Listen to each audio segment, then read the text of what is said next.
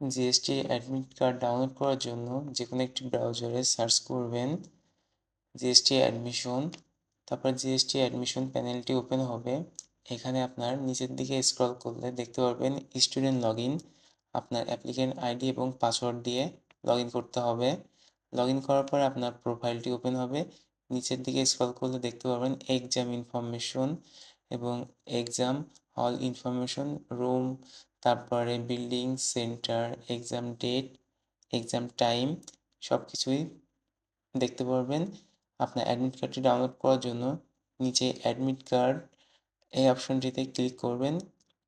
Download admit card এটাতে click করার পরে আপনার অ্যাডমিট কার্ডটি পিডিএফ আকারে ডাউনলোড হয়ে যাবে। আপনি পিডিএফ আকারে ডাউনলোড করা অ্যাডমিট কার্ডটি A4 পেজে প্রিন্ট করে নেবেন। অবশ্যই এটি কালার প্রিন্ট হতে হবে। ভিডিওটি ভালো লাগলে অবশ্যই সাবস্ক্রাইব করে পাশে থাকবেন।